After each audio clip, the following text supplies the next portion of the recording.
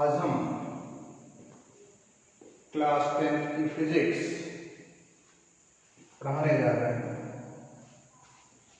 जैसा कि हमने रिफ्रैक्टिव इंडेक्स, अपवर्तनांक का संबंध दो माध्यमों के रूप में हमने आपको बताया था। आज हम तीन माध्यम के बारे में बताएंगे बेटा। तो आपका क्लास 10 फिजिक्स ये पढ़ाया जाएगा। आपकी हेडिंग है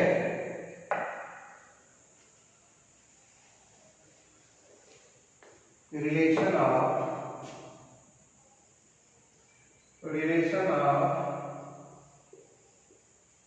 रिफ्रैक्टिव इंडेक्स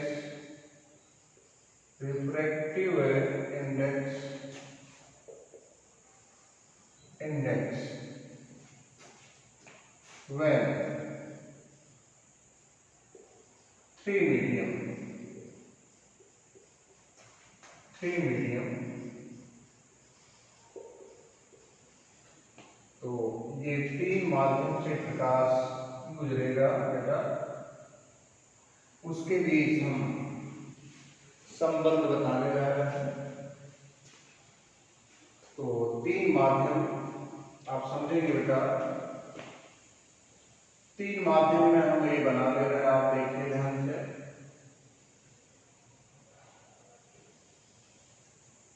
तीन माध्यम कौन कौन होंगे आप अच्छी तरह से समझ लें।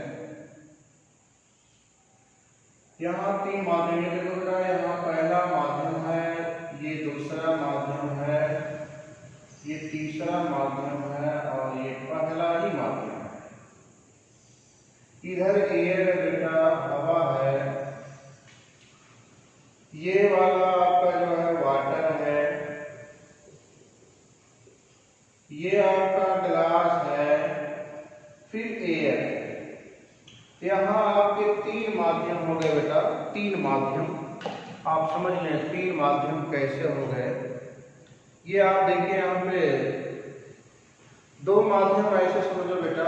ये आपका ये वाटर समझ लें, नीचे वाला ये ग्लास समझ लें, इसके ऊपर एयर है, हवा है, इसके नीचे भी हवा है।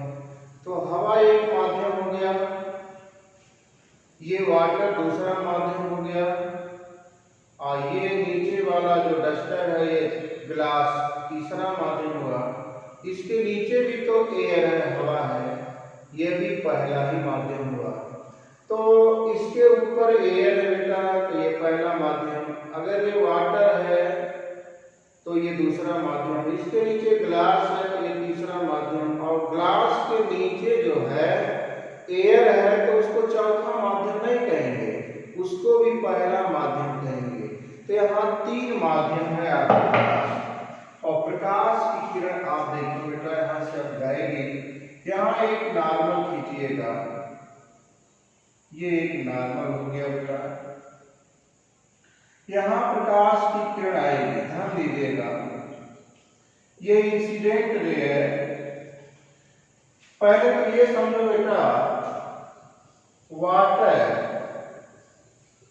और ग्लास, वाटर एंड ग्लास में कंपेयर करें, कंपेरिजन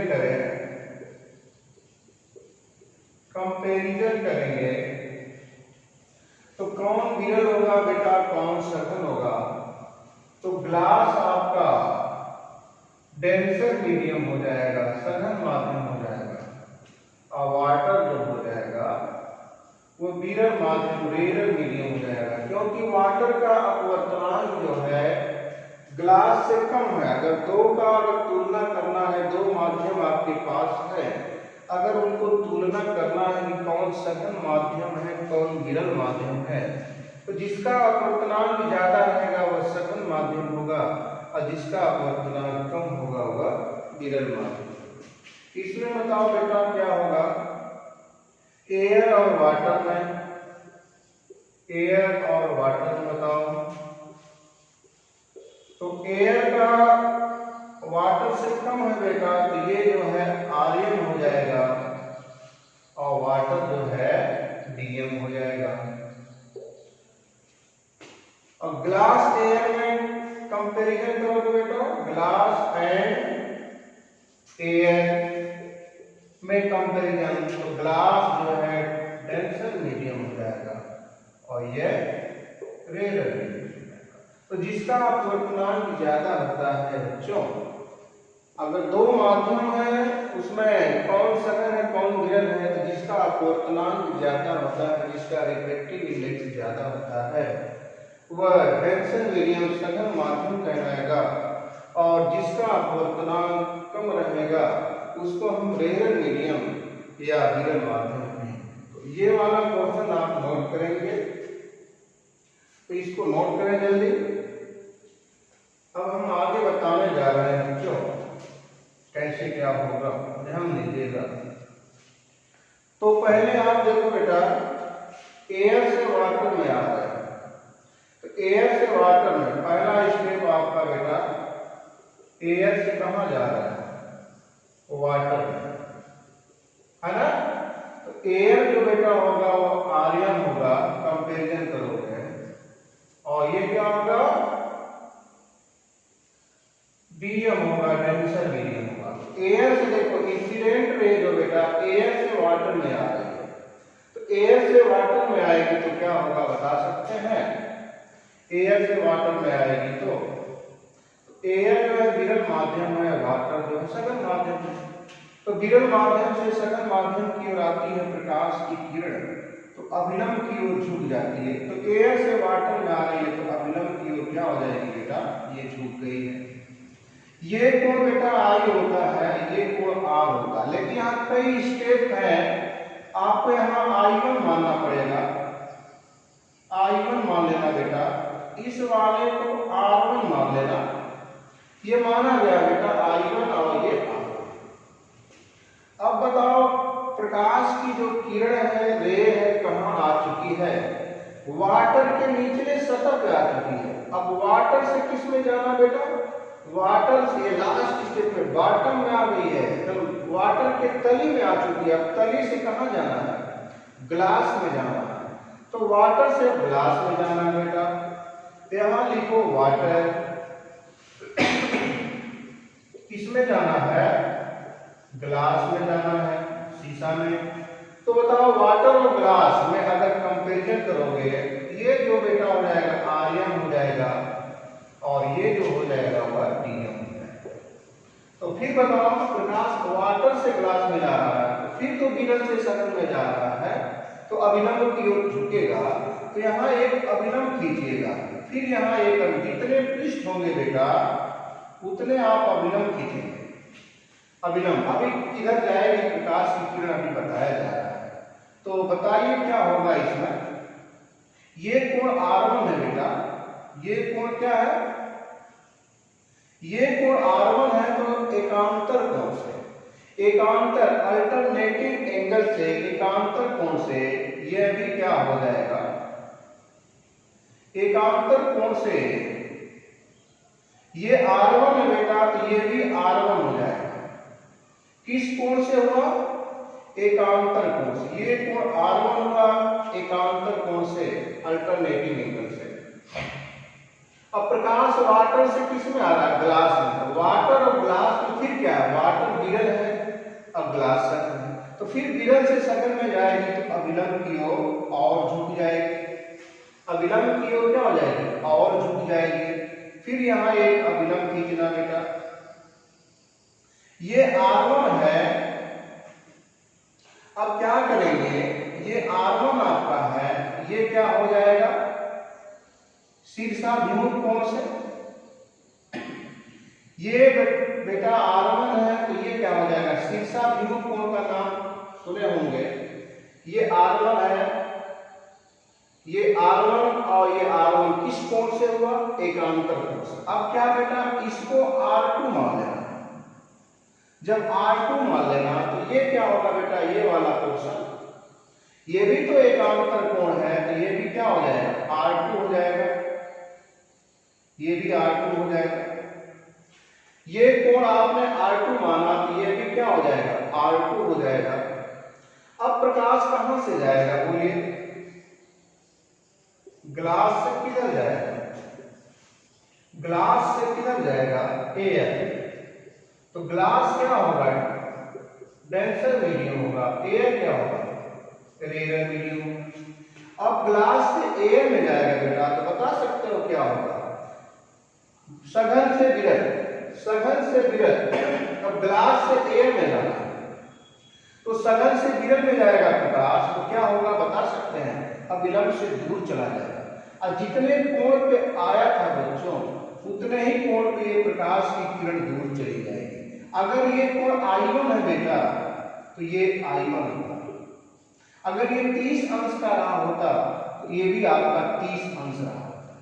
तो जितने कोण पे अगर प्रकाश की किरण जो है, रे ऑफ लाइट अगर किसी पृष्ठ पे पड़ती है, तो उतने ही कोण पे जो है पृष्ठ से बाहर निकलती है।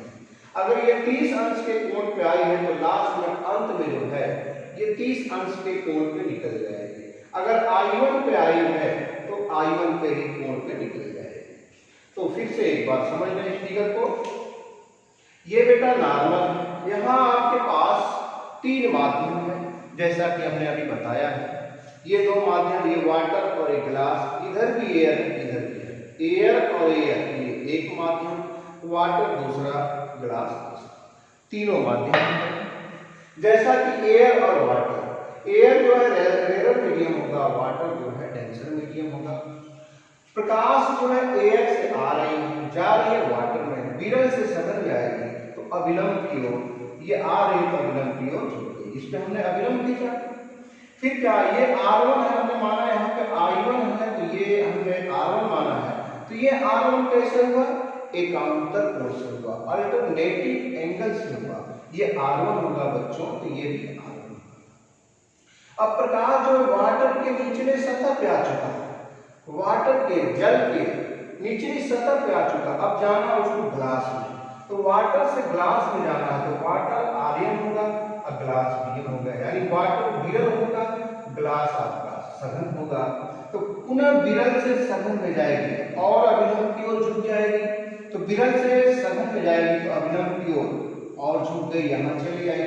तो इसको हमने बेटा R2 माना है, तो ये R2 कैसे होगा, एकांतर कोण से, अल्टरनेटिंग एंगल से, ये R2 हो गया। फिर किरण यहाँ आ चुकी है, ग्लास में आ चुकी है, तो ग्लास से कहाँ जाना है, एयर में जाना है, तो ग्लास से एयर में जाएंगे बेटा, तो ग्लास डेंसर मीडियम है, सघन माध्यम है, एयर जो है आपका विरल माध्यम है। और जब प्रकाश सघन से विरल, सघन से यानी कांच से एयर, यानी कांच सघन है, एयर जो है विरल है, और सघन से विरल में जाएगी तो अविलंब से दूर चली जाएगी। कितने कोण पे, अगर वो I1 पर आई है, कोण I1 पर इंसिडेंट रे आई है, तो किस कोण पे निकलेगी, ठीक उतने ही कोण बनाते हुए पृष्ठ से बाहर। अगर यहाँ I1 है बच्चों तो यहाँ पे भी I1 होगा, अगर यहाँ 30 अंश होगा तो यहाँ पे भी 30 अंश, और यहाँ का नाम दे दो बेटा PQR। अब स्नेल का नियम लगेगा, अब यहाँ पे स्नेल का नियम लगा कर, using Snell's law at point P, Q and R, P, Q and R पे स्नेल का नियम। स्नेल का नियम पहले हम लिख रहे हैं बच्चों, साइन I बटे साइन R बराबर N2 बटे N1 बराबर N, ऐसे लिखा जाता है, ये स्नेल का नियम बेटा। तो एट P पे लगाइए, तो ध्यान दीजिए एट P पर स्नेल का नियम, एट P पे यहाँ पे ध्यान दीजिएगा, तो यहां लिखोगे बेटा साइन,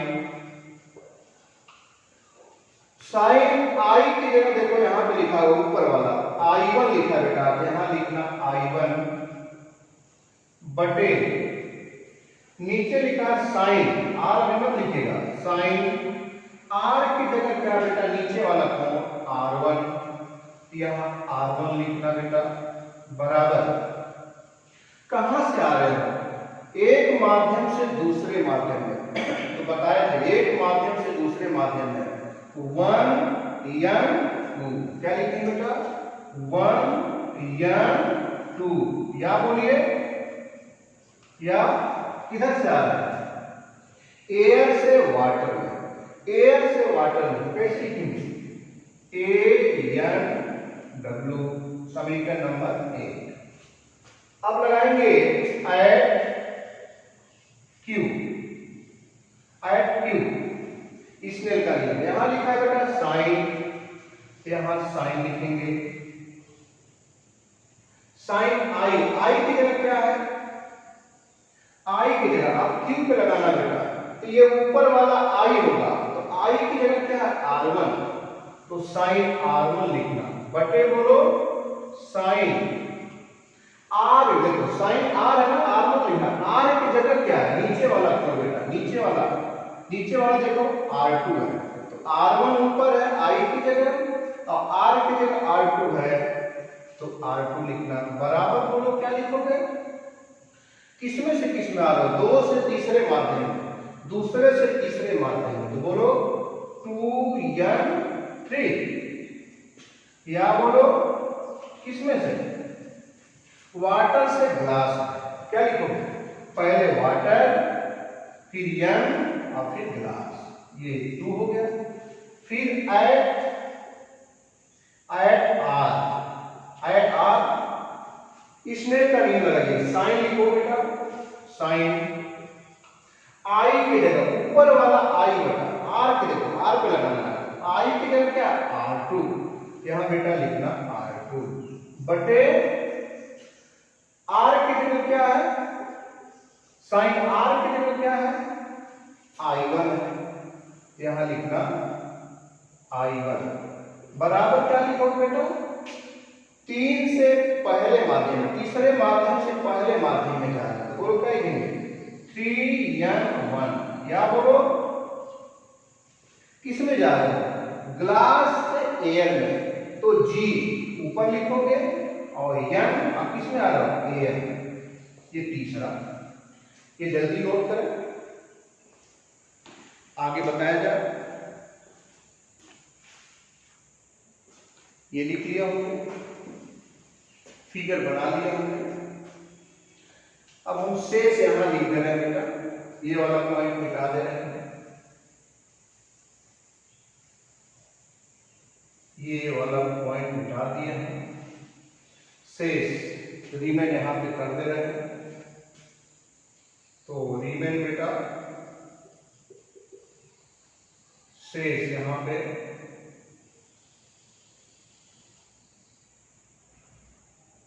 ये शेष हम बताने जा रहे हैं, शेष यहां पे बेटा आपका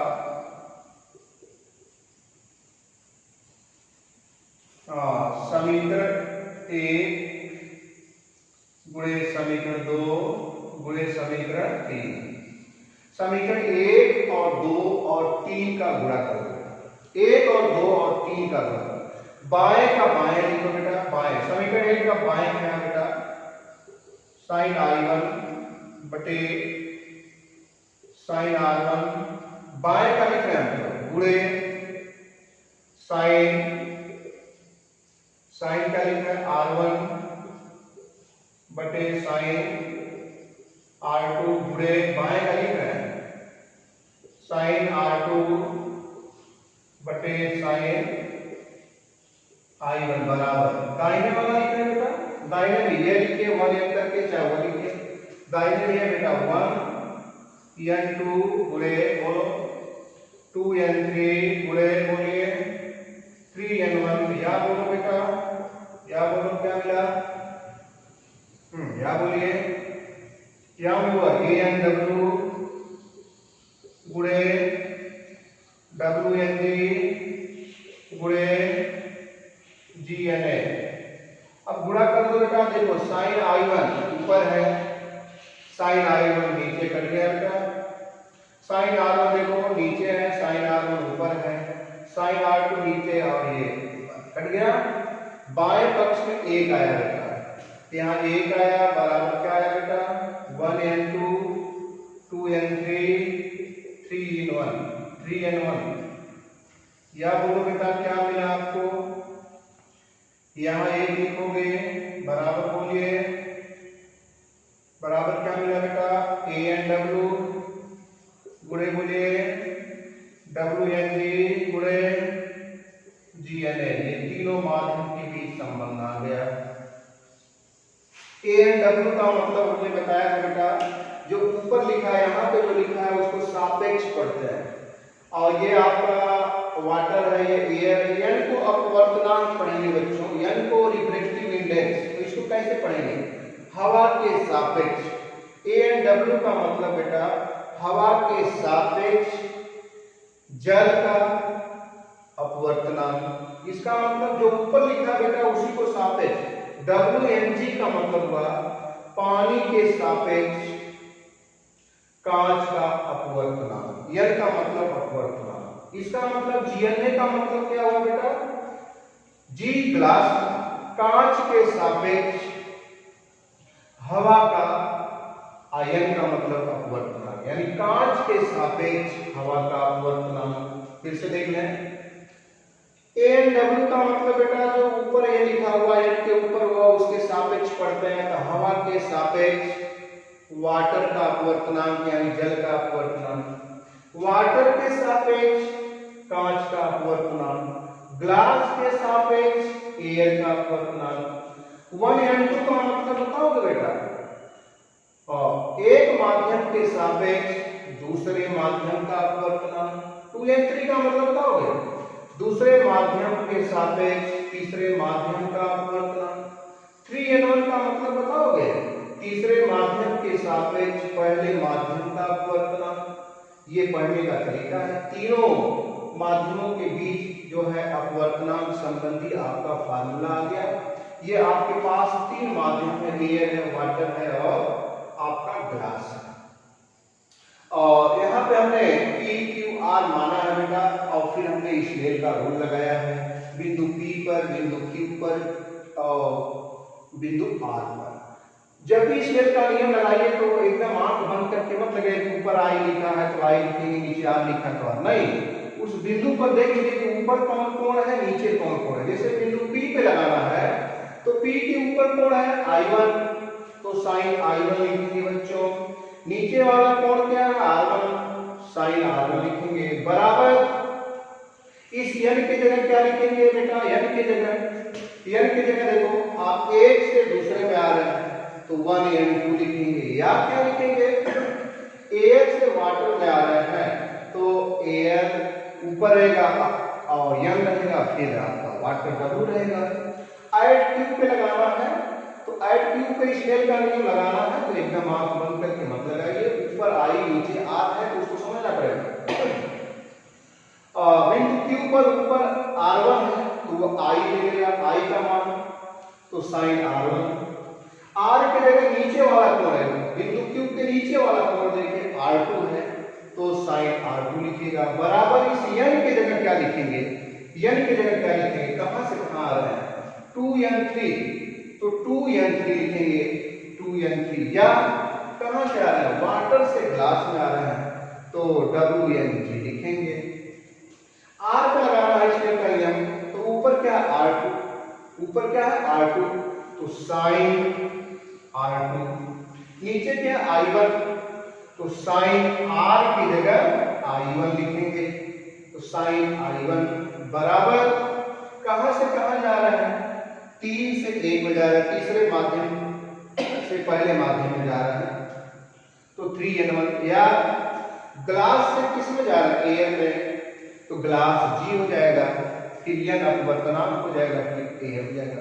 तीनों को गुणा कर देंगे, मल्टीप्लाई कर देंगे, बाएं वाले को एक तरफ बच्चों और दाहिने वाले को 1 तरफ। बाएं तरफ में ये है बेटा, हमने ये लिया। फिर इसमें दाएं तरफ साइन R1 और बटे साइन R2 ये है। फिर ये है साइन R2 बटे साइन I1 ये लिया। दाएं तरफ 1n2 गुणे 2n3 गुणे 3n1 ये याद बेटा, ANW गुणे WNG गुणे GN। साइन R1 नीचे, साइन R1 ऊपर कट गया, साइन I1 नीचे, साइन I1 नीचे कट गया, साइन R2 नीचे, साइन R2 ऊपर भी कट गया। यहाँ 1 बचा, हमने 1 लिख दिया। यहाँ पे गुणा कर देंगे 1n2 2n3 3n1 या बोलिए या क्या होगा बेटा, या बोलिए एक लिख देंगे ANW WNG GN। एक n यानी 1n2 का मतलब क्या होगा बेटा, जो 1 लिखा है उसको सापेक्ष पढ़ेंगे। पहले माध्यम के सापेक्ष दूसरे माध्यम का n का मतलब अपवर्तनांक, दूसरे माध्यम के सापेक्ष तीसरे माध्यम n का मतलब अपवर्तनांक, पहले माध्यम के तीसरे माध्यम के सापेक्ष पहले माध्यम का अपवर्तनांक। ANW का मतलब एयर के सापेक्ष वाटर का अपवर्तनांक, WNG का मतलब वाटर के सापेक्ष ग्लास का अपवर्तनांक, GNA का मतलब ग्लास के सापेक्ष एयर का अपवर्तनांक। यह आप समझ गए होंगे, जरूर नोट बनाएंगे, जल्दी से नोट कर लें। इस प्रकार आज का लेक्चर यहीं पे समाप्त होता है। धन्यवाद।